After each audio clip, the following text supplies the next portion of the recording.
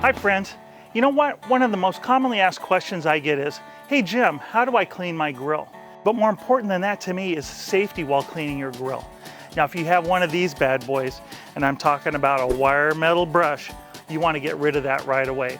You see, there's been a real problem with these little metal bristles coming out of the brushes and getting caught in people's food and then ultimately going down their throat. And then they go to the emergency room and they sue people and it just really gets ugly and you don't want to get involved in that. So what I'm telling you is, if you have a wire metal brush for cleaning, get rid of it now. A lot of people claim they can just burn off the old crap from their last barbecue, but you do need to do a real cleaning from time to time.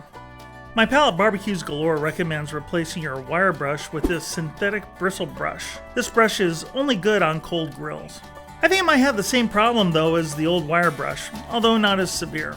Read the warning on the packaging for a clear understanding. I do like the scraper on the backside though. If you really think you need to use a brush, well, I suggest you use the one in the center. It uses a metal coil to retain the bristles and is a lot safer to use. Try spraying a solution of 1 part vinegar to 4 parts water on your grill surface. Let it stand for a moment and brush away the food debris. When you're done with the brush, give the grill a thorough wipe down with a clean towel. Here's a simple grill cleaner in a pinch. Wad up a ball of aluminum foil and wipe the grill with it. You can do this on a hot or cold grill. Again, be sure to clean up by wiping your grill clean with a towel.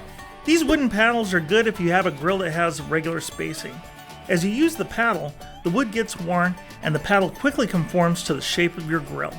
This can be really helpful to get deep into the slots between the ribs, but not too good of a product if you have an uneven surface. You'll also find these plastic scrubbers with handles. Be very careful if your grill is hot. You might actually melt the scrubber.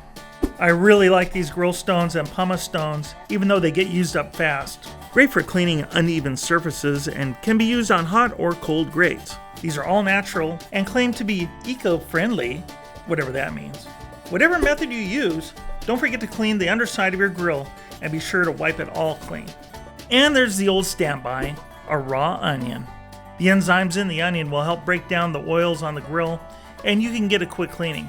But I wouldn't use it for a deep cleaning. And remember, don't put the onion on your food after you're done cleaning. And of course, there are the various chemicals and degreasers you can spray on. If you're going to use one of these on a food contact surface, be sure to follow the manufacturer's directions closely and clean off any residue before you cook. As a rule, I don't like chemicals around my food except for, well, you know, Pau Maui vodka and some tonic. Ding dong.